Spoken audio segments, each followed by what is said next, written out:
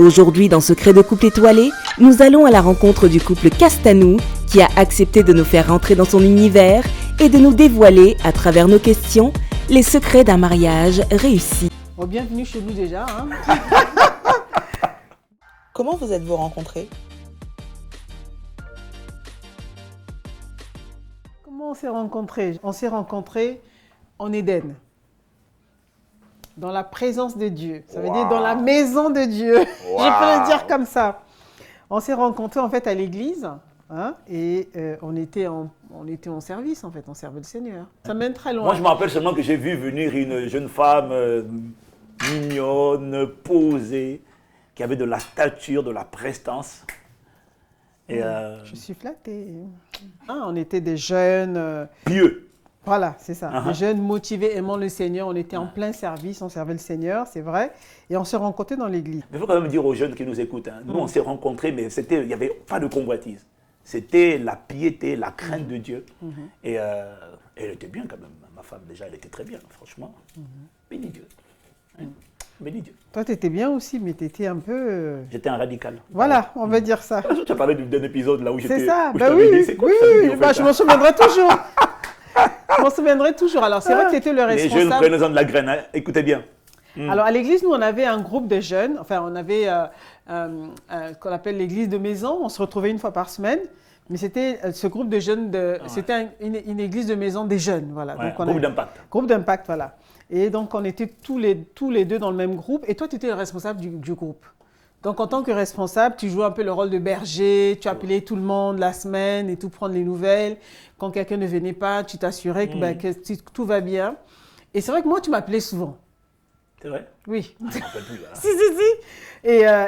Et une fois. Mais comme tous les autres aussi. Hein. Oui, certainement. Je me disais bien comme tous les autres. Mais un jour, tu m'as appelé, tu dis, Sœur Maud, bon, je vais te dire une chose, c'est que je voulais juste quand même mettre un peu, fixer les idées, être clair. Mettre les choses au clair. Voilà, mettre les choses au clair. Afin d'éviter les ambiguïtés. Oui, parce que vous les femmes, là, quand même, des fois, on vous dit bonjour, c'est déjà parti ailleurs.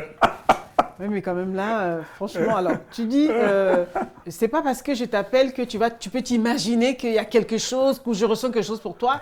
Pour moi, il n'y a rien. Alors, je me suis dit, mais pour qui il se prend? C'est vrai que ça m'avait un peu choqué, mais bon, voilà, c'est la petite histoire.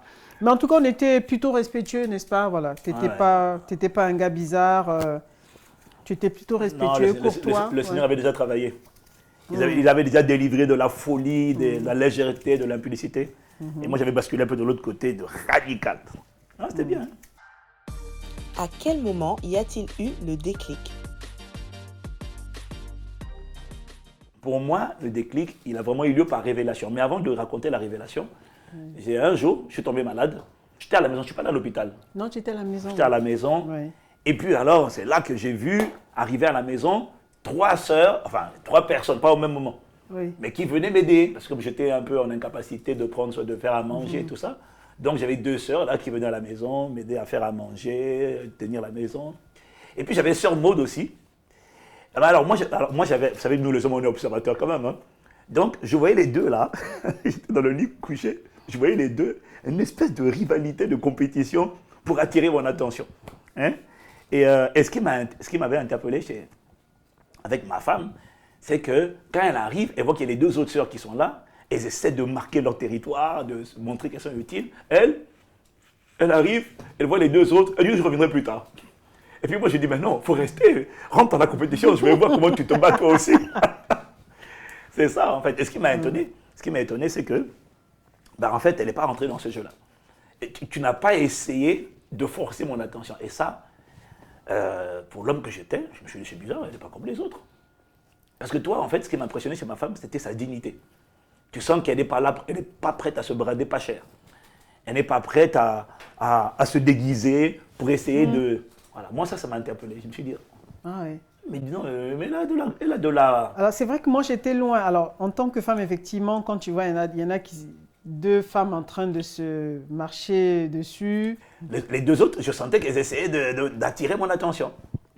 Mais ma femme, toi, ce qui m'a touché chez toi, c'est que tu n'essayais pas d'attirer mon attention. Tu étais sympathique, disponible, et tu essayais de m'aider et de rendre service. Tu vois, tu n'essayais pas. Alors que je suis sûr que tu avais d'autres pensées quand même. Parce qu'à l'époque, je fus mignon quand même, n'oublie pas. Oui, non, je ne vais pas dire le contraire. Merci, alléluia. Et non, ça m'a touché. Et donc, je me rappelle une fois, tu m'as accompagné à l'hôpital, on est revenu, et puis tu as voulu rentrer chez toi quand tu as vu les deux autres. J'ai dit, mais non, tu peux rester un peu. Elle a dit, non, je reviendrai plus tard, je reviendrai plus tard. Je me suis dit, waouh. Et maintenant, c'est là que je dors. Et le lendemain, quand je me réveille, et puis j'ai entendu mon témoignage intérieur. Ouais, je ne dis même pas Dieu, j'ai dit mon témoignage intérieur. Puis mon témoignage intérieur m'a dit, mais est-ce que tu as remarqué cette femme-là? Regarde son caractère. Est-ce que ce n'est pas le genre de femme que tu attends? Regarde sa prestance, regarde sa dignité, regarde sa tenue, sa sobriété, sa douceur. Et puis moi, je répondais à cette voix intérieure, je dis non, c'est pas elle que j'attends. Hein? Non, pas particulièrement. Mais regarde comment... Et c'est vrai que quand j'écoutais mon témoignage intérieur, et puis je me disais, mais c'est vrai que... En fait, elle a tout pour être le genre de femme dont je rêvais. Sauf que tu avais des handicaps. Le premier, c'est que tu ne parlais pas couramment anglais. Oui, non mais...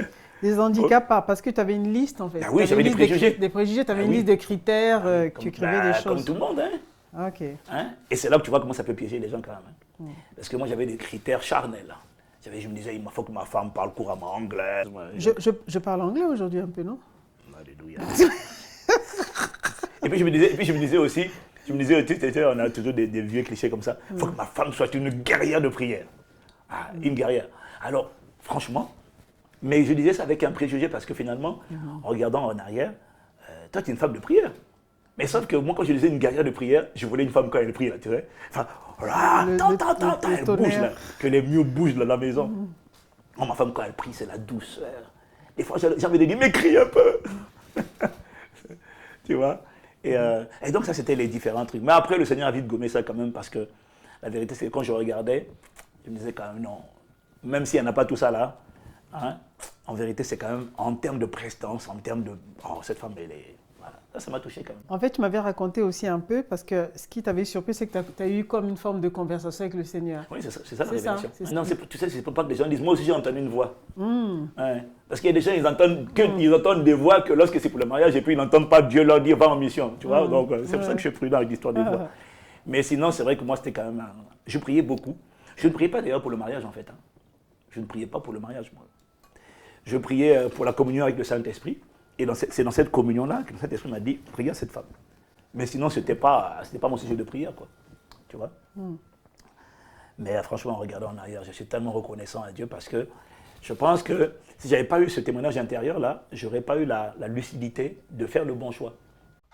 Pasteur Maud, soupçonniez-vous l'intérêt du pasteur Yvan à votre égard? Est-ce que j'ai senti venir la chose où j'étais... Mais vraiment pas du tout, en fait. Ah bon? Parce que, non, j'avais pas l'habitude de venir chez toi. Non. On n'avait pas l'habitude de se fréquenter, quoi. Il n'y avait pas ça, on se voyait dans le GI, mais ce jour-là, tu m'as appelé, je me dis, s'il m'appelle, c'est qu'il a vraiment besoin d'aide, c'est pas un caprice. Ouais, c'est quand même un détail important. Voilà, c'est important. C'était pas récurrent tous les jours. Hein? Voilà. On ne va pas chez la sœur tous les jours, comme par hasard pour... Non. Hein? Sœur, viens m'aider. Non, c'était pas ça. Et puis tu ne m'as pas dit, viens m'aider. Tu m'as dit de venir t'accompagner à l'huppital, tu n'étais pas bien. C'est vrai. C'est vrai que tu es... t'as pas changé, hein. Tu es toujours strict. On en croit que tu t'es beaucoup adouci. Plus jeune, tu étais plus radical, ferme. Et dans cette position-là, tu laissais rien transpirer. Il n'y avait rien qu'on pouvait voir, pouvait soupçonner. Voilà. Donc c'est vrai que quand tu me l'as dit, j'étais un peu surprise. Ah bon, hein? N'empêche, oui, j'étais surprise. Je me dis, bon, il faut que j'aille prier. Parce que je me suis dit, c'est un garçon, il n'y a pas d'écart, il n'y avait pas d'histoire autour de toi. Genre, tu as fait les avances à telle sœur, telle sœur. Il n'y avait jamais d'histoire. Hein, donc, par la grâce. Alors, quand je suis revenue te voir, j'ai dit oui à ta proposition, mais oui, pour qu'on puisse mieux se connaître, peut-être se fréquenter. Parce qu'on ne s'est fréquenté pas beaucoup, hein, on se voyait dans les agapes et tout. Donc là, je dis, ok, pourquoi pas. Donc voilà comment on s'est rencontrés. Voilà la rencontre. Comment se sont passées vos premières années de mariage? Mais ma foi, très bien. Très bien. Mais en fait, nous, on n'a pas eu beaucoup de difficultés. On n'a même pas eu de difficultés de synchronisation, de synergie. Parce que je crois que ça matchait tout de suite déjà. On était prêts. Oui. Hein? Aujourd'hui, on insiste sur la préparation parce que mon âme était restaurée. Je n'avais pas de problème avec des femmes, avec toi. Toi, tu savais qui tu étais. Je n'avais pas de problème d'ego, d'estime de soi. Et toi non plus. C'est ce que j'ai admiré. Et pour moi, ça me prouve que, tu vois, ça me prouve que plus quelqu'un est prêt, et plus l'harmonie se fait spontanément, rapidement. Et moins quelqu'un est prêt, émotionnellement, spirituellement, et plus c'est compliqué, en fait. Ce qui fait qu'il y a des tensions, parce que les gens, ils ne sont pas libérés de ci, de ça. Mais nous, on n'avait pas tout ça, en fait. Je sais pas, qu'est-ce que tu en penses, toi? Non, je pense la même chose, en fait. On savait pourquoi on se mariait. On savait qu'on rentrait dans le foyer pour construire. C'est ça, c'est ça. On savait qui on était, on savait où est-ce qu'on allait. Et on savait qu'on était détaché aussi des blessures du passé. Exactement. Ouais. Ouais, exactement. Donc franchement, c'était beaucoup plus aisé. C'était beaucoup plus aisé. Je me rappelle que les 2 premières années de mariage, franchement, on s'est fait énormément de bien. On a voyagé, enfin, on servait le Seigneur. Toi, tout de suite après le mariage, tu partais tout le temps. Le vendredi soir. Oui, mais pas que le vendredi. Sur le vendredi, mais pas que le vendredi. On t'appelait, tu venais d'arriver, tu laissais tes affaires, tu partais. J'étais zélé pour le Seigneur, moi. On était un jeune couple. Ouais. Mais c'est vrai que c'était mais vraiment tu vois, avec mais ça, il y a beaucoup de gens qui ne feraient pas là pour ça. Parce que vrai. moi, et ma femme aussi, toi aussi, tu étais leader. Mais c'est vrai que quand on s'est mariés, moi, je n'ai pas changé. J'étais toujours prompt à partir, aider, servir, être utile. Et est-ce que tu vois, ce que j'ai toujours aimé, c'est que tu ne m'as jamais pris la tête pour ça, quoi. Non, même pas un seul jour. Et moi, je vois des jeunes là qui sont mariés. Ah, tu n'es pas là, tu n'es jamais là. Je savais pourquoi on allait se marier, on savait que c'était pour servir le Seigneur. Donc tout de suite, ça n'a jamais posé un problème. Que tu partes, que tu reviennes tard, que tu appelles quelqu'un, un frère ou une sœur pour l'encourager, franchement, c'était pas... Moi, j'ai une question, mon bébé. Oui, dis-moi. Tu n'as pas été jalouse quand je sortais, là, tu t'es pas posé des questions C'est où est-ce qu'il bizarre. est à cette heure-ci? Parce que tu te rappelles, il y a des fois où je rentrais à 1h du matin. Ouais, mais vraiment, ça m'est jamais traversé la tête. Même pas un seul jour. Ouais. Sinon, on m'entend parler. Je me suis jamais posé de questions, quoi. Mais faudrait, oui, mais à mon avis, si tu t'es jamais posé de questions, il doit y avoir une raison. Donc, il faut peut-être répondre à quelqu'un, là. Pourquoi? Alors, je me suis jamais posé de questions parce que je savais pourquoi. Parce que de toute manière, en te voyant, forcément, on savait que tu allais servir le Seigneur. Donc, tu n'étais pas pasteur quand on s'est mariés, mais c'était tout comme. Tu étais vraiment passionné pour les âmes, tu encourageais tout le temps, tu passais autant de temps au téléphone qu'aujourd'hui. Ça n'a pas changé. mais moi, je crois que la raison pour laquelle tu n'avais jamais été inquiété, tu n'avais jamais senti d'insécurité, parce que quand une femme commence à être jalouse, à mon avis, alors soit c'est parce qu'elle avait ça avant, et qu'elle n'est pas... Soit elle avait ça avant, elle est rentrée dans le foyer comme ça, et c'est quelque chose qui la poursuit. Soit ça n'existait pas avant, mais le mari a des attitudes qui sèment le doute et qui va interpeller. Donc, et moi, j'avais pas ça du tout. Non. J'avais pas Mais ça du surtout tout. que quand on était fiancés, j'ai vu comment tu étais réglo. C'est-à-dire que jamais tu as eu des attitudes bizarres vis-à-vis de moi. Ouais, c'est vrai aussi. Voilà, donc tu m'as jamais tripoté ou demandé des choses bizarres. On était dans la sanctification.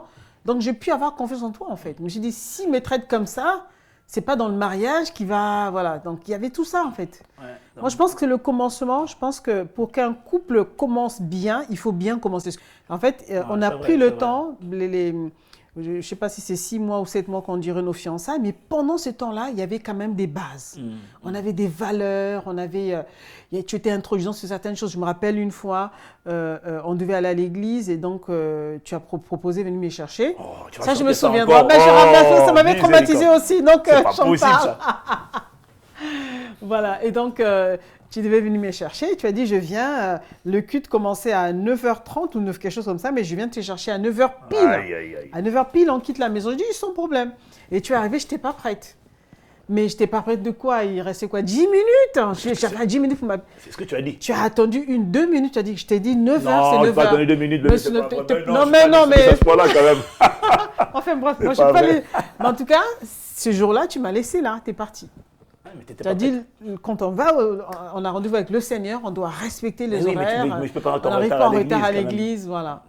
C'est vrai que ça montrait quand même que j'ai dit, oula, là, il y a quelque chose. Ça, tu as toujours dit que ça t'a donné un ton, tu dis, aïe. Voilà, ça m'a donné un peu Donc, il faut que j'aie ma voiture, qu'il ait sa voiture. Voilà, exactement. Ça, mais surtout pour dire que tu ne jouais pas, en fait, tu ne prenais pas les choses à la légère, voilà. Donc moi, j'ai appris à t'observer, ce qui fait que quand tu me disais je vais à tel endroit, je te croyais en fait. Je n'avais pas, le... Je dirais que vraiment, je pense que la jalousie n'est pas une fatalité et que quand tu veux inspirer confiance, on dit que la confiance, ça ne se demande pas, ça se mérite et ça se construit. Et ce que tu as dit tout à l'heure, c'est quand même important pour moi, parce que ce qui a construit la confiance, c'est le fait de marcher dans la vérité et dans la transparence. Et ça a vraiment créé une confiance. Voilà, pour quelqu'un qui écoute, quand tu dis une chose, fais-le. Et puis le fait déjà entre nous, c'est très important ce que tu as dit. Le fait entre nous de marcher dans une certaine intégrité, une certaine sincérité, honnêteté, fais en sorte que si tu vas dire à ma femme que ton mari a fait ça, ton mari m'a injurié, ton mari... voilà, il y a des choses que tu vas dire, c'est pas dans l'éducation en fait. Voilà. Quand on sait que quelque chose n'est pas dans l'éducation, et que soudainement on fait quoi, on va te raconter une histoire, genre il vient de faire ça, tu te dis non, c'est pas lui, ça lui ressemble pas du tout. Et ça finalement, ça nous a aidés en fait. Et moi je bénis Dieu de ce que je pouvais sortir, revenir, et jamais tu m'as pris la tête avec ces histoires-là. Non, du tout. Mais franchement c'est bien. Du tout. On rend grâce à Dieu. Quelles sont les attitudes qui sèment le doute pendant les fiançailles? Les attitudes qui peuvent semer le doute durant la période de fiançailles, lorsque en fait, les fiancés ne tiennent pas parole. Par exemple, le frère qui dit « oui, voilà, on va se préserver jusqu'au mariage et tout ». Et puis, petit à petit, commence à toucher la sœur, à lui faire des propositions, à pas respecter ce qu'il a dit. Ça, c'est sûr qu'en entrant dans le foyer, il y a une confiance qui est cassée. Même si la sœur arrive à résister ou à céder, je pense qu'une fois mariée, la sœur dira « oh là là, s'il a fait ça avec moi durant les fiançailles, il peut le faire avec quelqu'un d'autre. » En fait, il y a pas, la confiance est brisée en fait. Donc, il faut vraiment, ça va demander beaucoup d'efforts. Et c'est ça qui amène souvent la jalousie dans les couples aussi en fait. Ouais, c'est vrai. Voilà. La suspicion. Ça commence commence d'abord par la suspicion en fait. Mais il n'y a même pas que... Alors, il y a ce dont tu parles, c'est-à-dire les gestes déplacés et aussi les paroles légères. Tout à fait. Les paroles impudiques. Les paroles impudiques, déplacées, et puis il y a aussi les promesses non tenues, qui n'ont rien à voir forcément avec la sainteté. Mais tu vois, le fait de dire on va faire telle chose, et puis de ne pas le faire. Le fait de dire je viens à telle heure, je ne viens pas, ou je vais être là, et puis je ne suis pas là. En fait, pour moi, quand tu montres que tu peux parler, à part poser des actes, quand tu penses que tu peux dire des choses et que tu ne les respectes pas, tu es en train de briser le ciment de la confiance. Parce qu'en fait... je ne sais plus quel est le poids de ta parole. Si tu dis une chose, tu ne le fais pas, demain tu me dis une chose, qu'est-ce qui prouve que tu le fais? Parce que des fois d'abord tu ne l'as pas fait. Tu l'as pas fait. Donc là tu es en train de briser le ciment de la confiance. Et donc à quelqu'un qui m'écoute, je dirais vraiment, fais gaffe. C'est pour ça qu'il faut aspirer à l'intégrité, il faut tout se battre, il faut tout faire pour être trouvé intègre. Tout à fait. Dans tes voies. Ça c'est... Et ce qui nous a aidé aussi, c'est que dès le départ, on n'était pas pressé en fait, voilà. On prenait le temps de bâtir notre foyer. Voilà. On prenait le temps de poser les fondements, de poser les bases. On n'a pas voulu faire des enfants tout de suite déjà. Non, voilà, c'est ça. On voulait vivre un peu, enfin, on dit toujours. On voulait quand même se connaître. L'enfant est sorti. Bon, il y en a des fois, c'est des accidents, qui n'ont pas pris le temps de... il faut planifier, justement. Voilà. Nous, ce n'était pas un accident. Nous, on s'était dit, si Dieu fait grâce, on veut avoir nos premiers enfants 2 ans après le mariage. Ça nous laisse au moins 1 an et 3 mois de complicité, parce que ça nous a quand même beaucoup aidé. Tu vois, apprendre à se connaître l'un et l'autre, apprendre à se connaître, apprendre à trouver la synergie. Parce que la vérité, moi je crois que, alors, on était prêts, mais je crois que pas une seule chair seulement, une même âme, un même esprit, la fusion de l'âme, la fusion de l'esprit, ça prend quand même du temps. Ça prend le temps, même si on est préparés tous les deux, il faut quand même créer une harmonie et ça prend du temps. Vous dites toujours que vous êtes en lune de miel. Comment cela se traduit-il au quotidien? Pour nous, la lune de miel, c'est la complicité, c'est la paix, c'est la quiétude. Voilà. Pour moi, c'est ça la lune de miel. C'est ça. Hein? Je prends plaisir à rentrer chez moi. Je prends plaisir à être avec ma femme. C'est pas un boulet. Je prends plaisir à voyager avec ma femme. Et pour moi, je ne crois vraiment pas que ce soit un acquis. Surtout après 22 ans, je pense que pour beaucoup de gens, il y a une monotonie qui s'installe. Et moi, je ne le sens pas du tout. Tu vois? En fait, quand je parle de lune de miel, je parle surtout de paix. Chez moi, ma maison était un havre de paix. Et la Bible dit que mieux vaut pour un homme habiter à l'angle d'un toit que de partager la demeure d'une femme querelleuse. Et il n'y a rien de pire pour un homme qu'une maison avec une femme querelleuse. Donc tu sais que dès que tu vas arriver, ça va être bille électrique. Et moi, j'ai la paix. Et pour moi, c'est juste waouh. C'est ce que j'allais dire, en fait, la lune de miel, dans le sens où on ne se prend pas la tête. On est très, très simple. On n'est pas des gens compliqués.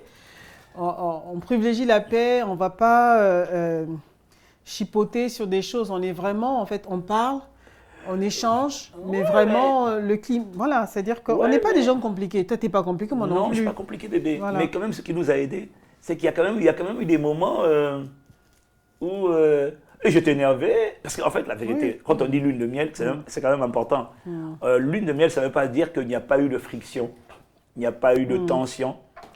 Non, parce qu'il faut être honnête, il y en a eu, je crois qu'il y en a eu. Mais nous, la force qu'on a eue, c'était la communication. Et puis, le fait d'être attaché à Dieu, le fait d'être attaché au Seigneur, bah, quand il fallait mourir à moi-même, bah, par amour pour Dieu, j'étais prêt pour garder ma communion avec Dieu. Il y a des choses que j'étais prêt à faire et qui rendaient la chose, l'obéissance simple. En fait, ce que j'essaie de dire, c'est que, parce que moi, quand je dis aux gens lune de miel, ils pensent que ça veut dire qu'il n'y a pas eu de problème. Il y avait une communication. Parce que, bon, quand on se marie, quand même, les hommes et les femmes, on n'a pas les mêmes habitudes, quoi. Non. OK bon, l'homme a des besoins, la femme a des besoins, tu vois. Et la plupart des besoins de l'homme, mais la plupart des femmes, vous êtes comme ça, quoi. C'est pas oui, compliqué. on est différents, hein, c'est sûr. On est différents. Mais en fait, le simple fait de oui, pas... mais attends, Ouais. mais donnons l'exemple de ces différences-là, tu vois. Ouais, ouais. Quand on est marié, l'homme a besoin, on l'enseigne, l'homme a besoin la femme a besoin de conversation, l'homme a besoin de copulation et tout ça. Et moi, j'ai rarement, enfin, quand je fais les conseils, je réalise qu'il y a beaucoup de femmes, ça je vois ça en entretien, qui en fait ne sont pas sensibles aux besoins copulation de l'homme. Alors je reconnais aussi qu'il y a beaucoup d'hommes ne connaissent même pas le besoin de l'homme, en fait. Oui, mais elles ne se rendent pas compte que c'est un besoin. Voilà, en fait. c'est ça. Beaucoup de femmes pensent que c'est juste un désir. Elles ne se rendent pas compte que c'est un besoin. Tu vois. Et donc, elles ne font pas exprès. Mais c'est important pour nous de comprendre qu'en fait, vous ne faites pas exprès. Donc, on va te dire, moi je suis fatigué, je vais dormir. Mais peut te dire ça tous les jours. Hein. Je suis fatigué, je vais dormir, je suis fatigué, je vais dormir. Bon, alors, je reconnais que nous aussi, en tant qu'homme, on doit se préparer. On doit quand même faire notre effort pour mieux comprendre notre femme. Mais moi, ce que je voulais dire, c'est que je me rappelle quand même de ces épisodes-là où, à un moment donné, parce qu'au début, on ne dit rien. On encaisse, et puis à un moment donné, le jeune il m'a approché, écoute là, écoute. Et moi, je te dis ça une fois. Écoute, je n'ai pas l'intention d'aimer une autre femme, mais aide-moi à t'aimer. Aide-moi à rester attaché à ma femme. Ce qui est bien avec toi, c'est que tu es franc. C'est vrai. Non, quand tu penses à un truc, tu vas le dire, voilà. Ouais. Tu ne vas pas tourner autour du pot, tu vas dire des choses. Voilà. Et il y en a, ils ne disent pas. Ouais. Et du coup, ils souffrent en silence.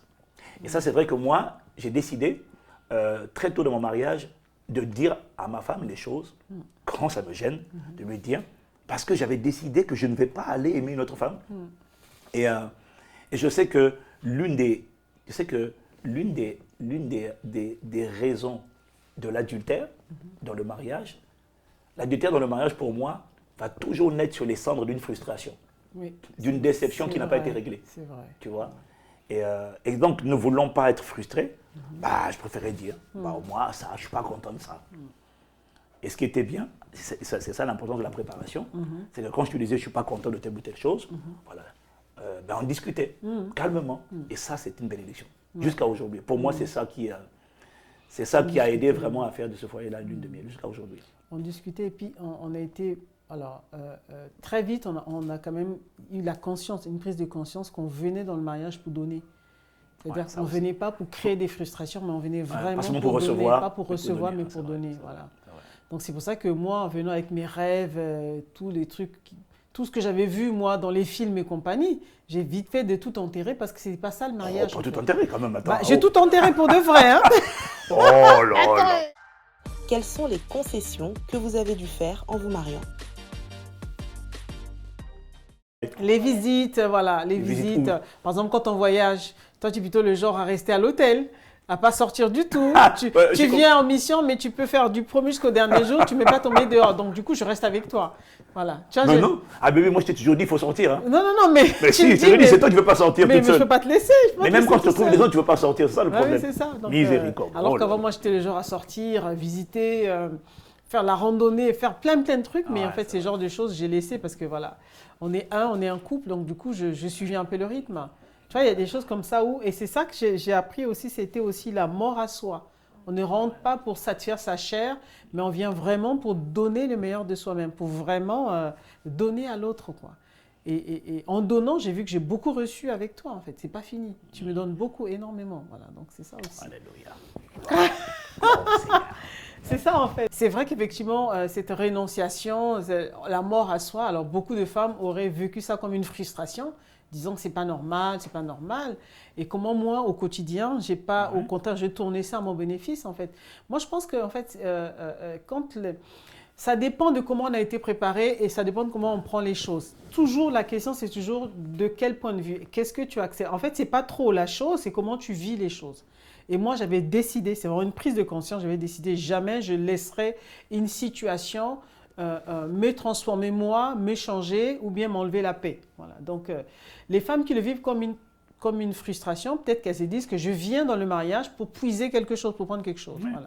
Mais quand on change de côté, de point de vue, on change de côté carrément, non, je suis venu pour donner, donc je donne. Ouais, mais voilà. Moi, je crois que la personne qui se prend la tête, surtout sur des détails pareils, non, mais je suis désolé, mais pour moi, c'est un des détails. Attends, tu as un homme qui est intègre, un homme qui est loyal, un homme qui est fidèle, un homme qui aime suivre ses responsabilités, et juste parce qu'il n'aime pas le restaurant, bah pour moi, c'est de l'immaturité. Pour moi, ça serait de l'immaturité, parce que ça veut dire que tu t'es marié, mais tu n'acceptes pas l'autre comme il est. Parce que le but du mariage, ce n'est pas de changer l'autre. Le but du mariage, c'est de, tu as dit, de donner sa vie pour faire réussir un projet. Ce n'est pas de changer l'autre et de le mener à me donner tout ce que je veux. Ce n'est pas ça. Et tu l'as dit toi-même. Tu vois? Ce que la femme demande, c'est l'amour. Bon, après, l'aller au restaurant, si ce n'est pas la culture de quelqu'un, ce n'est pas sa culture, quoi. C'est une sorte culturelle. Ce n'est pas l'amour. Si c'était l'amour, il n'y aurait pas... la plupart des gens vont au restaurant et puis après ils trompent leur femme ou ils trompent leur mari. Donc, non, mais pour moi c'est important quand même. En fait, je crois que c'est important de comprendre qu'on ne se marie pas avec quelqu'un pour changer la personne, la transformer en pantin ou en poupée qu'on peut utiliser comme on veut, qui nous donne ce qu'on veut. Pour moi, ce n'est pas ça le mariage.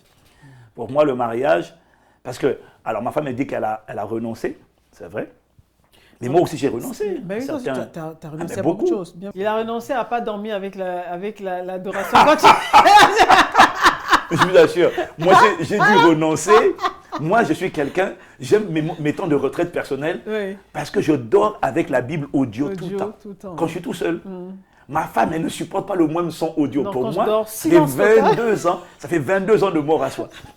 Donc quand je quitte la maison, je vais en retraite, je suis heureux, je laisse tourner l'adoration, je laisse tourner la Bible audio, mais ma femme, je ne peux pas, même pas un truc. Tu vois, ça, je laisse tourner l'adoration la journée, mais la nuit, quand je dors, il faut silence partout. Silence total. Voilà, voilà, c'est une grosse privation. Alléluia, voilà. Égalité. Sinon, j'ai renoncé à quoi d'autre? Non, en fait, plus que renoncer, en fait, moi, aujourd'hui, je ne compte même pas ce que... En fait, moi, je vois ce que j'ai gagné, en fait. Amen.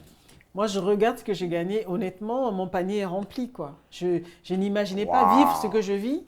Et donc, franchement, du coup, je ne peux même pas... Voilà. C'est pour ça que quand tu me dis site, mais je sais que j'ai renoncé à beaucoup de choses, mais j'ai du mal. Je ne te parle que du restaurant tout le temps, mais en fait, parce que je n'arrive pas... Je vois plus ce que j'ai gagné que ce que... Amen. Mais pour moi, c'est ça la maturité. Mais tu étais déjà mature à l'époque. Tu n'as pas beaucoup changé de ce côté-là. Moi, j'ai épousé une femme qui avait la tête sur les épaules. J'ai épousé une femme qui était mature, qui était lucide. Je n'ai pas épousé une gamine, en fait. Et pour moi, il y a des revendications qui sont vraiment dignes des gamins. C'est de la gaminerie, c'est... voilà. Tu ne demandes pas ça, je ne te parle plus. Tu n'as jamais été comme ça. Et ce qui fait que j'ai la paix dans mon foyer. Ma femme tu n'as jamais essayé de me changer. Enfin, si, dans certains trucs. Mais il y a des trucs qui sont positifs aussi, quand même. Oui, tu vois, mais ce n'était pas pour satisfaire des caprices, c'est ça. Voilà. Il y a des choses que j'ai réussi à te dire, et puis tu prenais acte. Ouais. Et je voyais un changement, mais ce n'est pas que je voulais te changer. C'est que tu examinais, tu voyais, non, ça c'est bien. Voilà, tu examines de toute manière. Ouais. Mais quand c'est pour devenir meilleur, tu vois, quand c'est pour bâtir le foyer, bâtir le couple, le mariage, c'est pour les gens qui veulent donner. Waouh, merci pour ces conseils exceptionnels. Rendez-vous pour le prochain épisode de notre émission Secrets de couple étoilé avec Pasteur Yvan et Pasteur Maud pour recevoir encore d'autres clés afin d'expérimenter une vie de couple épanouie. À très bientôt.